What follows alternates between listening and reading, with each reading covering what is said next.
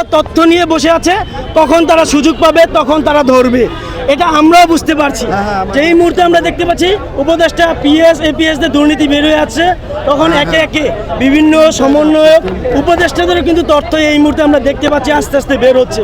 যখন নাকি তারা সরকার ক্ষমতায় থাকবে না, তাদের আসন থাকবে না, তখন প্রত্যেকের দুর্নীতি বা একটু পায় হিসাব কিন্তু আমরা জনসম্মুখীনে আমরা দেখতে পাবো।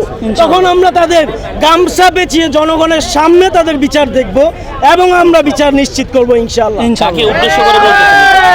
এখানে আমি স্পেসিফিক কাউকে উদ্দেশ্য করে বলছি না, যারা দুর্নীতিগ্রস্ত, যারাই তাদেরকে বলছি। এখন আপনাদের কাছেও তথ্য রয়েছে কারা দুর্নীতিগ্রস্ত, এনএসআই ডিজিএফআই সবার কাছেই তথ্য রয়েছে কে দুর্নীতিগ্রস্ত।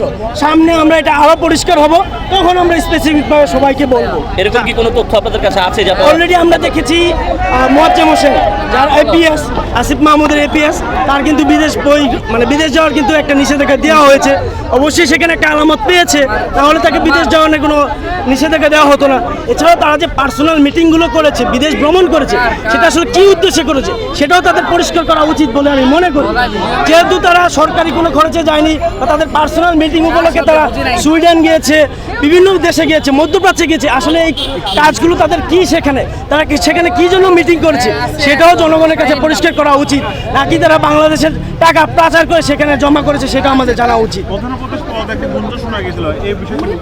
প্রধান উপদেষ্টার পদ থেকে আমরা আসলে চাচ্ছি না। প্রধান উপদেষ্টাকে আমরা ইমাম মেনেই আমরা চাচ্ছি বাংলাদেশের সংস্কারটা হোক, এবং উপদেষ্টা প্যানেলে যারাই বিতর্কিত হচ্ছে, বিভিন্ন অনিয়ম দুর্নীতিতে জড়িত হচ্ছে, তাদের নিউজ আমরা অলরেডি দেখতে পাচ্ছি, তাদেরকে অপসারণ করে নতুন করে উপদেষ্টা প্যানেল গঠন করা হোক। এবং জাতীয় সরকারের আহ্বানটা আমরা জোরালোভাবে জানাচ্ছি, কারণ জাতীয় সরকার ছাড়া আপনার এই তথাকথিত সংস্কার যে আওরানি হচ্ছে বা বুলি ছড়ানো হচ্ছে, আওয়ামী লীগ যেমন উন্নয়ন বলে বুলি ছড়াচ্ছে, এই সরকারও সংস্কার বলে বুলি ছড়াচ্ছে।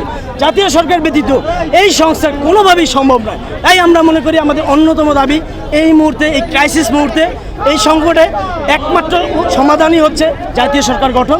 সেই জাতীয় সরকারই সংস্কার করবে এবং আগামীতে সুষ্ঠু নির্বাচন দিবে।